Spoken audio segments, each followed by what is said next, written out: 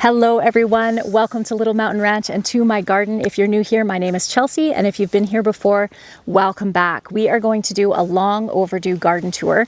I had intended to do weekly garden tours at the beginning of the season, but because we spend so much time down in the garden together throughout the summer, it felt a little bit redundant. However, it's been over a month since I've done a tour, so I thought we would do one today. And it's going to be a little bit of an interesting tour even for me, even though I'm down in my garden every day, because there are things going on in my garden I've never seen before, and it's due to a heat wave that we're having right now. Normally we will be dipping down into 3 degrees, 4 degrees at night. We often get frost, a light frost or two by the end of August, and we're at the end of August now, and we're in a crazy heat wave. It has been over 30 degrees Celsius for the last week, and the next 10 days are looking to be equally as hot, and our nighttime temperatures are staying over 10 degrees Celsius at night, which is very unusual, and it's making some interesting things happen in my garden, so I wanted to share those with you. My very favorite place in the garden is actually where we are right now. I'm just going to get out of the way here so that you can see. I love how magical this looks. When I was a child, The Secret Garden was my very favorite book of all time, and this just has, to me anyways, some Secret Garden vibes to it with the archway, and then you step into it, into this beautiful jungle of color and blooms, and I just think it looks so beautiful and cheerful. These beautiful sunflowers that you can see here are actually volunteers, and I think where they came or where they grew up this year could not have been more perfect, and I love it. And then of course we have the beautiful dahlias that are growing over here. I decided about 2 weeks ago to stop deadheading my dahlias. So the reason that you want to deadhead is to encourage blooms. Deadheading is just taking off the blooms that have started to die back. But because we normally get frost this time of year and dahlias are very sensitive to frost, I decided to stop deadheading them because I knew that they would probably be killed off by frost by at least the beginning of September. That doesn't seem like it's going to be the case, so I need to go through here and pull off all these dead blooms because we have so many new blooms. Whoops, didn't mean to take that one off. We have so many new blooms that are coming on and lots of buds. See what I mean? We have new ones there, another one there, and these will definitely have time over the next couple of weeks to fully bloom and just look absolutely gorgeous. Look at that one. Oh, there's one of my honeybees right there. Look at how beautiful this bed is still looking, even though I have been negligent with the deadheading. It's still looking really beautiful. That one can probably come off right there. So I have been told by you guys that saving seed from dahlia and starting your dahlias from seed rather than from tubers in the spring is doable. So I am going to let some of these go and harvest some seed, especially off some of my favorite dahlias, like these ones here. This is a labyrinth. This one is also a labyrinth here, although a different color. These ones are definitely my favorites this year. On top of seed saving though, I do plan on pulling out all the tubers and storing them down in my root cellar, which is down over there, and planting them again next year, but I do want to try saving seed too. I still have a few of the grape poppies blooming here. These were by far my favorite poppies of the year. I'm going to be seed saving off of these, which is why I'm leaving all the tops. Plus the tops are pretty, but I'll be leaving all these tops on to naturally dry out and then saving these seed because these poppies were super long lasting, very strong stems and nice strong leaves, so they didn't end up falling over when it rained, unlike some of the other poppies that I grew. And the color of them is just absolutely magnificent. Really loved these ones. I did also love these red ones, these giant red ones too, so I'm going to be saving lots of seed from them as well. These are straw flowers that are just starting to bloom right now, and I love straw flowers because, well, they make a beautiful dried flower because they're pretty much dry even right when they bloom, and I think they just look so pretty. And the sunflowers this year are absolutely stunning. Look at that one. This one up here though is by far my favorite sunflower this year. So this one is a hybrid of a teddy bear and an autumn beauty. Isn't it gorgeous? Definitely my favorite sunflower of the year. I am a huge fan of cosmos, and I have been a little negligent on deadheading these as well. Usually by the time it hits mid-August, when harvest season is in full swing, deadheading becomes pretty low on my priority list, but there is seed in there. And these are actually volunteers from last year. And I just love the light pink and the dark pink here. So pretty. Look at all of the pollinators on this broccoli. So this is broccoli flower, and I always let my broccoli bolt every year after I've picked the main heads, because exactly for this reason. So those are honeybees, lots of honeybees, lots of bumblebees all over this entire patch. I started these bachelor buttons from seed back in February, and when I first put them out into the garden, I honestly wasn't overly impressed with them. There wasn't a lot of flowers on them. They were kind of spindly. They were falling over every time it rained.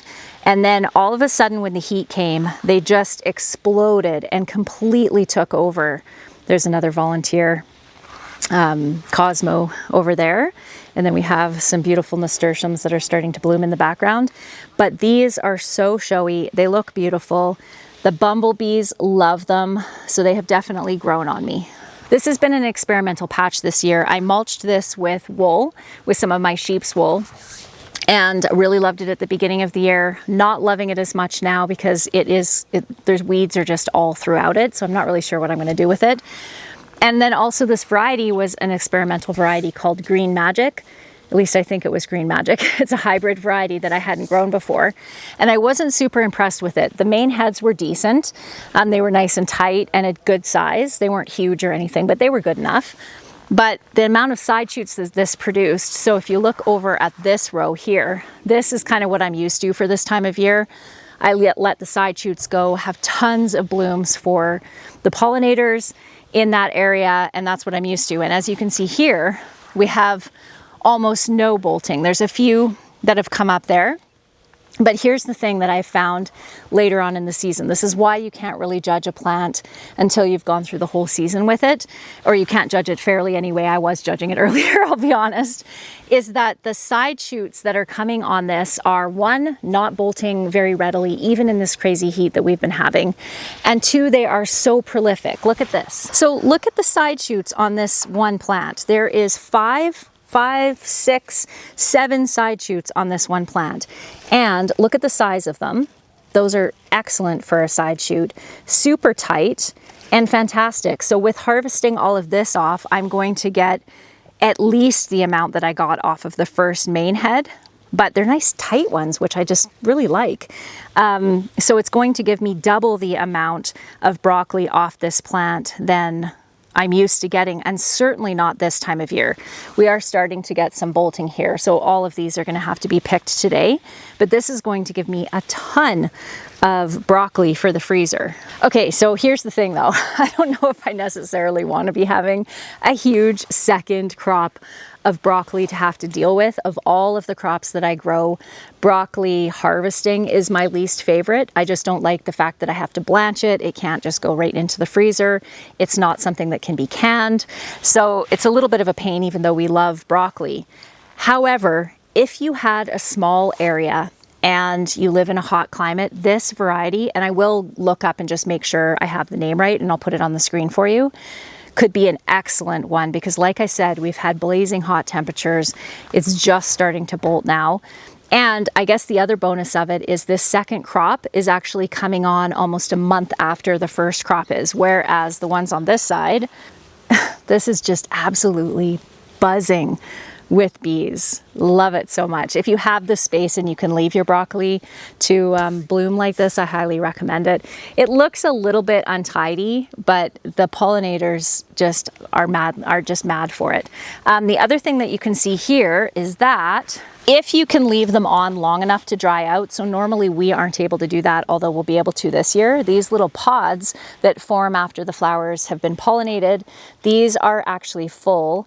I might be able to show you, these aren't dry yet, so it might be a little bit tricky here to show you, but these have the broccoli seeds inside, so you can even save your own broccoli. If you're growing more than one variety, just be prepared that the broccoli you'll grow the following year will be a hybrid of those two mother plants, but still pretty cool. These guys formed their side shoots almost right away after the main head was off, and then bolted within about 4 weeks of that. So still great for the pollinators, but this one over on this side, for a secondary substantial harvest, much better choice. So this is one of my squash patches here. We'll wander over to the other one shortly. But the squash this year is one of those things that is almost a gardening miracle because we had a cold spring. I've said this a few times, but we had a cold spring and kind of a cold early summer, and the squash just wasn't doing anything. And I also got it in the ground a little bit later too, because I have often tried to push it and put it in the ground early and then ended up losing some to frost. So because we get frost here as late as around June 10th.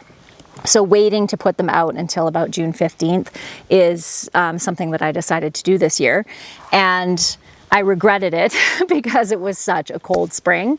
And we actually did not get any frost.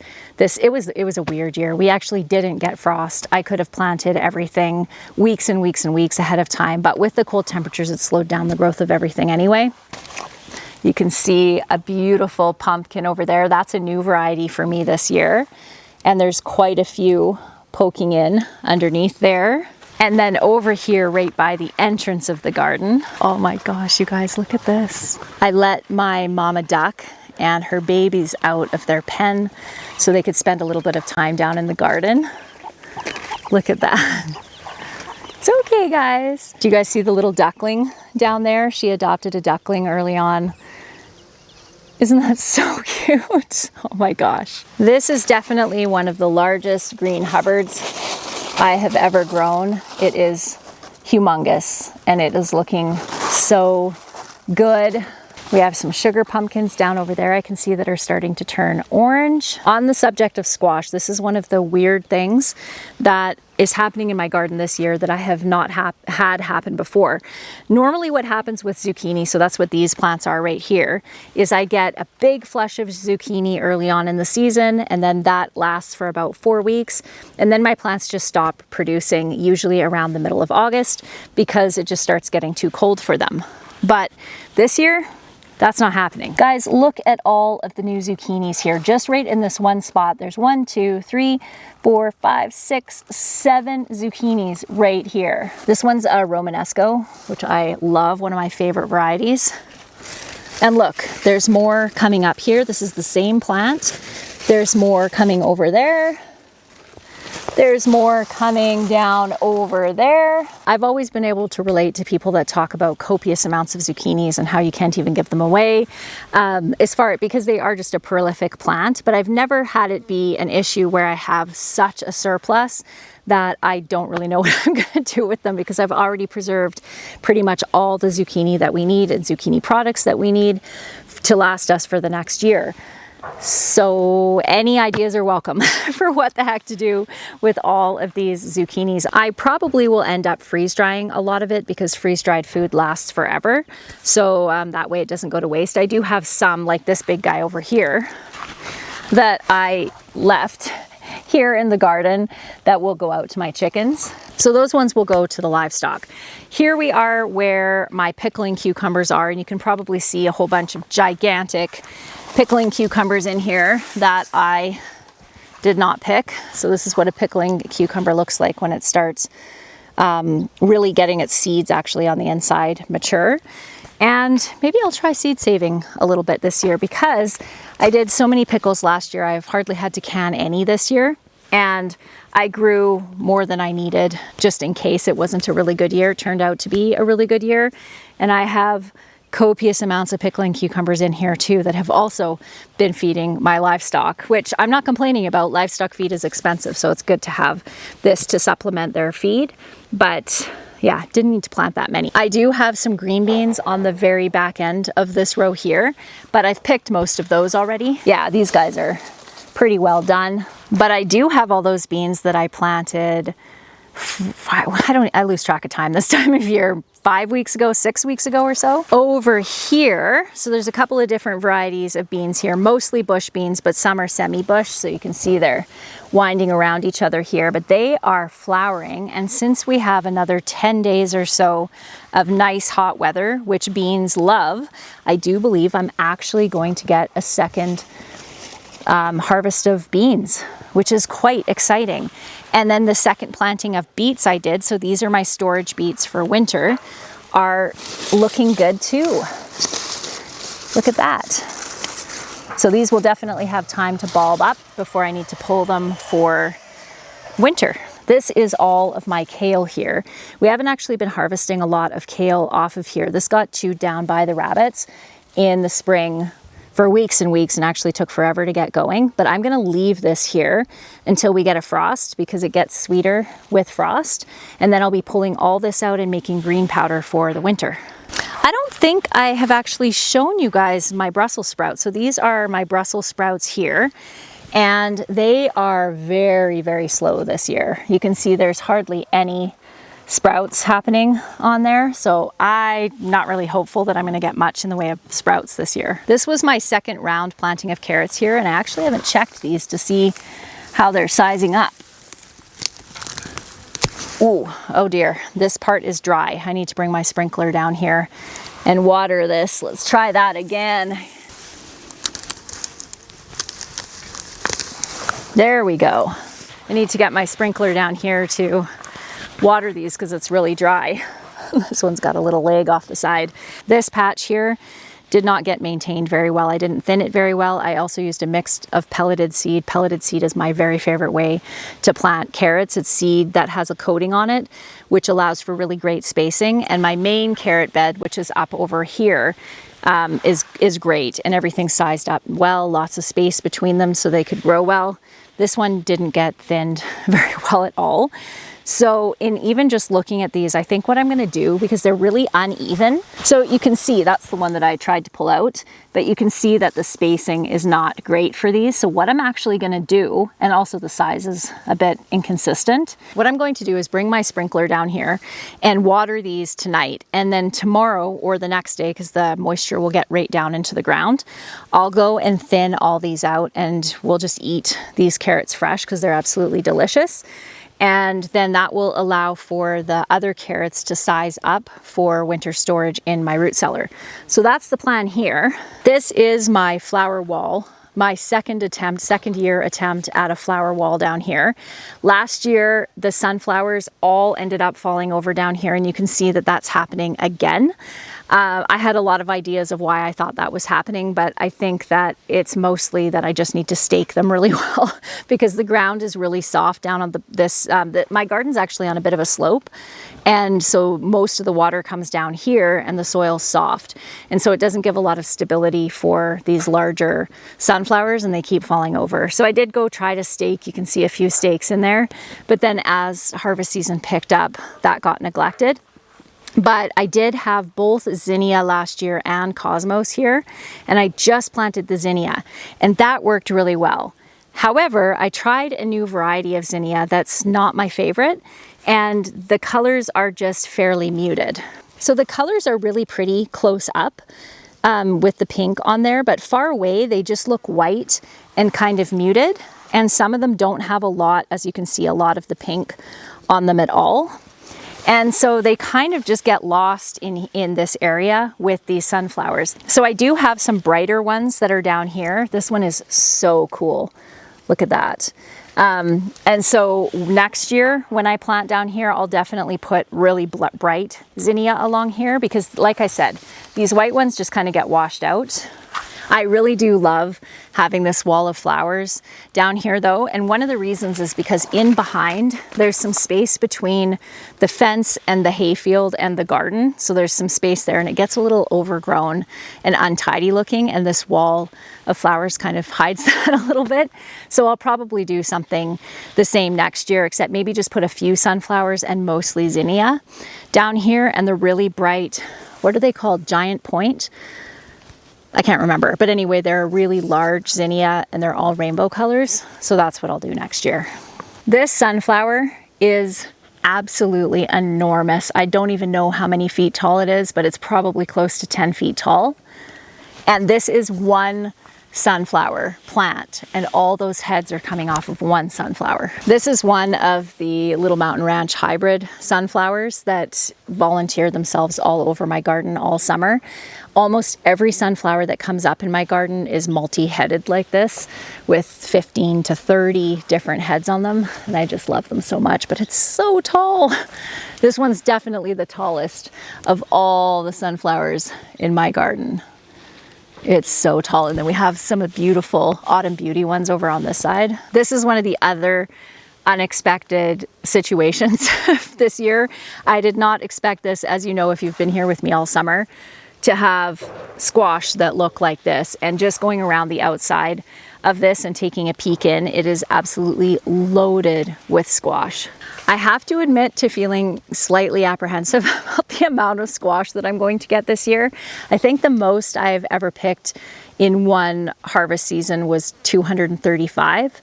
And I think it's possible we might surpass that this year, because these plants are absolutely loaded with gorgeous squash from what I can see just walking around the outside of this bed.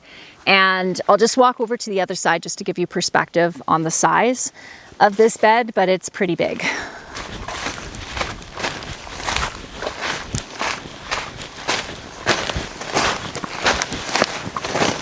So as you can see, it's pretty big. And there is so many squash peeking out. Oh my gosh.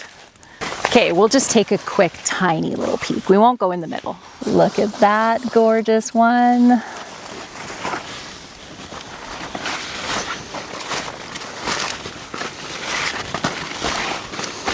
Spaghetti squash are notoriously prolific, and this one is no exception. Look at all those squash. Down here though is something I am quite excited about, because I haven't had great luck growing Burgess buttercup the last few years. Look at all these beauties. These ones are Burgess buttercup, and there's tons in there. So we are gonna have a lot of squash this year. This is the other side of the sunflowers. So this is the wall of sunflowers that's on the bottom of the garden, and this is the strip that I was talking about. So this is my bee yard up over here. My beehives are up there, and I just never have time to keep this part cleaned up. So this hides all that. This is a new Cosmo for me this year, and it just looks so gorgeous. And during the golden hour in the evening, it really does look like it's just about glowing. So beautiful. This is a red acre cabbage, and one of the things that I've learned about red cabbages compared to green cabbages is, even though there's a cabbage moth right there, the cabbage moths are attracted to the smell of it, but they much prefer the green cabbages. And I believe the reason for that is because their eggs and the little worms that hatch from the eggs are green, so you can't see them, so they're not the predators can't get them as easily, whereas on the purple you can really see them, so they really seem to avoid these ones. So something to keep in mind if you have a problem with cabbage moths, that purple cabbages might be a good idea. This bed here was a complete disappointment to me. It only looked pretty for about 2 weeks when the sweet peas on the back just started to bloom, but I didn't put a large enough trellis for them to climb up. I put this little short one in, and then I thought I would put another one in, and I never did. So they've all fallen over now. I gave up watering the artichokes here because they were so infested with aphids, and nothing, I tried all the tricks, nothing that I did could get rid of them. I guess the good news is that all the aphids seem to be attracted to here and stayed out of the rest of my garden. But needless to say, it just looks terrible. But one thing that I did notice yesterday when I came here is I had this bed filled with snapdragons for the last 2 years, and the snapdragons actually self-seeded in here and just started to bloom the other day. Those ones are so pretty. So this is definitely the ideal spot for snapdragons, and what I'll be planting here next year for sure. And I've totally given up on growing artichokes. This is the second year trying them. I tried them in my high tunnel, same issue with aphids. I thought by putting them outside we could avoid that. Definitely not. I'm kind of bummed though, because I think it would have looked really beautiful to have big artichoke flowers right here. And bees, I've heard that bees absolutely love the blossoms, and my beehives are right down behind there. So, but yeah, that's definitely a failure this year. This sunflower here is my one lone single blossom sunflower that I have, and it's probably 7 feet tall, just about to bloom on the other side. But all the rest of them are, like I said, the multi-headed ones. This patch here is something that looks really beautiful now, but is actually kind of a mishmash of gardening failures or neglect. I don't know which way you want to look at it. This is fennel, and I had planted fennel for the first time last year. We absolutely loved it, roasted in the oven. So I planted 8 or 9 fennel plants here, and I don't know what happened. I don't know why I didn't end up harvesting it. I know I mentioned that I was going to in a couple videos, and then I never did. So needless to say, all of the fennel that I planted ended up flowering, which I think looks beautiful. It's very similar flowers to dill, which I love, and I think it looks nice. So I've just left it. And I've also heard that swallowtail butterflies really love fennel. I haven't seen any on here, but I just decided, what the heck, we'll leave it. And then in beside here, this is baby pak choy, and this was my second attempt at growing it. I grew it early in the spring, it bolted. I started some more in the greenhouse, brought it out, planted it, and it bolted within 3 days of planting it. So I just left it, let it flower. The bees were happy, it gave them some early food here. And then now we have seed. And I'm actually doing a class in my membership community on Friday talking all about seed saving. And I'll be using this as a demo because the seeds on here, because it bolted so early in the spring, are actually, let's see if I can open it without having all the seeds fall out, but are actually just about ready. I don't know if you can see those little tiny seeds inside of there. So yeah, so I'll harvest some seeds off these. I love baby pak choy, and I've grown it successfully for a few years, so I'll save seed off of this. And the good news is, because this is the only choy I planted in my garden, there's not going to be cross-pollination in these, so the seed will be good for saving. And then in beside that, or actually in behind here, I have my Shasta daisies. These are perennials, and they're one of the only perennials that I have in my garden, but I absolutely love them. I think they're so cheerful, beautiful, and kind of an old English garden feel, which I love. And then in front of them, I have my celery, and my celery is pretty much being choked out by everything else that's around it. However, it's still growing beautiful, nice stalks. What's kind of great about everything growing in and around my celery patch here is that it's keeping it shaded out. Celery does tend to get a little bit woody and also a little bit bitter in the hot sun. So I'm keeping this patch really well watered, and my hope is I can leave this in the ground until I have gotten through a lot of my onions, and my freeze dryers has some space in it so that I can freeze dry it, because I really love freeze dried celery to add to soup and stew in the wintertime. So that's my plan with this. This patch here, this is the only lettuce that I allowed to bolt in my garden this year. I'll be seed saving off this, and normally we don't have enough time to get lettuce seed. I've been able to produce lettuce seed in my greenhouse because it's warm enough in there that it can dry out in time.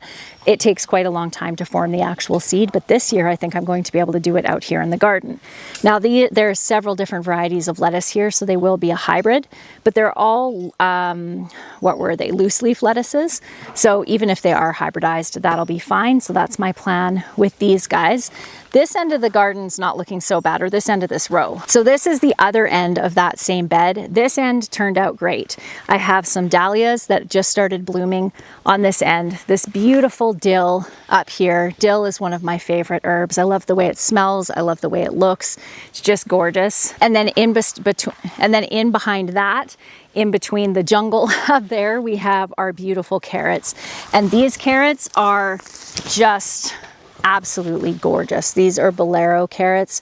They are growing so well. So these were pelleted seeds, properly spaced carrots. The difference in these ones and the ones down there, to be fair, those ones were planted maybe a week to 2 weeks after these ones, but still, these carrots are just looking amazing. So I need to remember to put the sprinkler on down there so that I can get those thinned out so that we can have some beautiful carrots like this for storage. But Those make me happy. This is my sad potato bed. So as you can see, all the potatoes have been picked out of this bed. They weren't quite ready and they're not gigantic potatoes, but we did end up getting, I think, 4 good sized crates of potatoes from this little patch. And as you can see, we're just covering it up with some weed barrier right now to keep the soil covered. I like to keep soil covered in my garden, and I currently don't have enough mulch to just cover this with mulch. So we're going to cover it in weed barrier and then leave it covered until spring and then decide what I'm going to do with that. Definitely something funky going on with the soil there. I planted squash there last year and they were absolutely fabulous, but the potatoes were not happy. This was another kind of weird thing this year, and I'm not sure if it's because of the cool spring or what, but these 2 plants that are in behind me here are crookneck squash. So a yellow kind of bumpy squash with a neck that's bent. That is absolutely amazing and I loved it. And I grew it for the first time last year. And the one plant that I grew was so prolific that I ended up with, I think off that one plant, over 75 squash. It was ridiculous.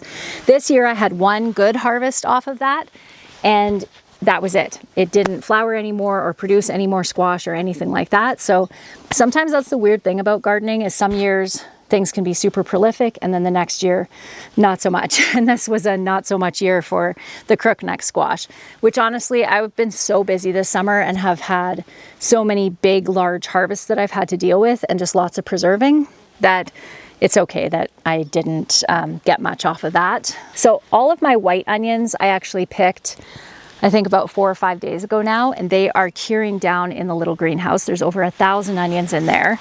And then I have, I think, upwards of 500 red onions in this row to pick, and they are looking spectacular. This has definitely been the year for onions for me. Over the last 4 or 5 years, I've been able to grow good onions, but not necessarily copious amounts of them. And I have more onions than I can shake a stick at this time of year, which is awesome because we do use a lot of onions. So these ones won't be picked until the tops flop over at least 50% in the row, and then I'll knock the rest over and leave them in the garden for a few days and get those pulled. But I'm happy that I don't have to deal with them right now because I honestly don't have room in the little greenhouse. It's completely packed. I am such a huge fan of squash. I love eating them, but I especially love growing them. And this one that you can see here, this is actually a pumpkin plant. This is the first time this ever has happened for me in my garden, where I had a pumpkin self-seed from the year before and actually not get killed off by frost, because this plant came up super early in the spring. I tried to cover it when we had a really hard frost one night and it kind of died back, and I thought that was the end of it, and then it came back. And not only did it come back, but it's actually produced a pumpkin. And now, I don't know if you can see, but it's climbing all over and over into my parsnips in behind. This looks like a Cinderella pumpkin, actually maybe a Cinderella with a peanut pumpkin hybrid. That's kind of what that looks like. But look, it's climbing. Oh, there's another one. It's climbing in here and over the top of my parsnips. And I just think that looks so beautiful. The parsnips are looking great. I haven't pulled one out to see how they're looking underneath, but these will stay in the ground probably till early October. Okay, we're gonna head down to the high tunnel, go through the high tunnel, and I'm gonna show you another volunteer pumpkin in my compost pile. Here is my high tunnel, which is not looking too shabby as far as actually being maintained. I went through and did a massive prune on this about a week and a half ago, got everything all cleaned out, and now all I have to really do in here is turn the water on every couple of days. I have drip irrigation in here, and go through and prune, or actually not prune, I don't have to do any more pruning this year, thank goodness, but get my tomatoes picked and my peppers picked. We'll be doing a big harvest on this. As soon as I see that the temperatures are going to start dropping and we could risk a hard frost, we'll come in through here and clean everything out. But until then, we'll be limping it through any type of cool night temperatures with heaters so that we can get as many tomatoes and peppers out of here as possible. But this isn't what I wanted to show you today. Okay, so this is my little patch of watermelon. First time I've ever tried growing watermelon in this climate. And I had this little guy here, which I thought was my biggest watermelon. And you guys all shared with me that when this little curly Q here completely dries and dies, that's when this watermelon will be ready. I have another smaller watermelon back there, but look at this. This is so exciting. I have a legit watermelon back here. This is so exciting. Look at how huge that watermelon is. I am beyond thrilled about this. So the other thing that I've been told I'm waiting for here is for the bottom of this spot. Ooh, I don't want to break this off, but for this spot that's down here to turn yellow before this watermelon is ready. And then same thing with the little curly Q. Where is that? Uh-oh, I don't see one on this one. Oh, there it is. For this to totally dry off, this part that's right here. But we are gonna have a legit watermelon. That's pretty exciting in the north. There's another little one over there. We have a couple other small ones in back there as well. So what's so fun about this is that because that watermelon was hiding in behind all of the vines there, I actually didn't see it. One of my daughters came down here and was poking around looking for watermelons in there and found that one this morning and ran up to tell me, and so exciting. If I can grow a legit watermelon that actually ripens here in the north, I'm going to be so thrilled about that. I cannot remember what that one's called. I'm always such a baby when it comes to heat. It smells mildly spicy.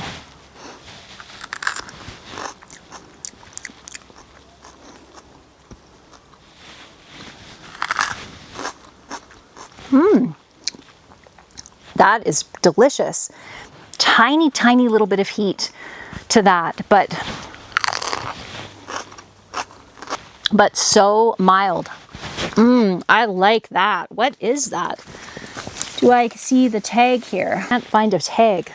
Here's one that's starting to turn, so I just want to see if it's a little bit hotter when it starts to turn. That is a perfect pepper. I need to find out what that is because I've never grown this before, but it's almost like not a shishito. What are they called? Maybe it is shishito. Those ones that you pan fry. That's kind of what it tastes like. It's so good. Yeah, that may be my favorite pepper I've ever had. It's so good. I love it. I have lots of hot peppers, so jalapenos, Hungarian hot wax. There's also banana sweet peppers, black, Hungarian, a bunch of other hot peppers down on this end, and they are all doing fantastic. They tend to be pretty prolific. I have just so many, and they are just beautiful little peppers. So probably, I mean, I could come through and do a big harvest on these, but I have way more than I would need, so I don't need to encourage the plant, and plus we don't have a lot of time left in the season to encourage the plant to produce more, so I'll just leave them until I have time to deal with them, which is definitely not right now. That's hovering. I don't know what kind of bee that is that's hovering and looking at one of the other bees that's on the flower there. I'm going to try to get closer so you can see this. It looks so weird. Can you guys see that? Oh, it's chasing that other one. Okay, so that's so interesting. That's that same little bee. Where did it go? Well, that was so fascinating. It actually came back. My camera I wasn't fast enough to catch it. And then went and did the same thing by another bee, a different kind of bee this time, because I thought maybe it was like some kind of mating situation going on or something. I don't know. But it was a different bee that it did that to. So I have no idea, but I have never seen a bee like that before. Not that can hover like that. That was really cool. My camera actually overheated when I was filming in here yesterday afternoon, and it was a good thing too because I was overheating as well, which you could probably tell by my bright red face. But I really wanted to share with you one last thing before closing out today's video, and it is back there over in my compost pile. Okay, so this is my manure pile that I collect up over the winter from where we feed our cows and our horses around their feeders. This is also where I throw all of my vegetables that come out of my root cellar at the end of the season. So usually in like late spring or so. So potatoes that are sprouting, squash out of my cold room that we didn't consume over the winter, things like that also go into this pile. And we had thrown some pumpkins in here from last year, and they seeded, and I've never had this happen before, and they actually came up, and it was because we didn't end up getting killing frost. We do get lots of volunteer squash every year, but they get killed off by frost. But we didn't have a killing frost between, I think it was May 15th or beyond May 15th, maybe even the beginning of May.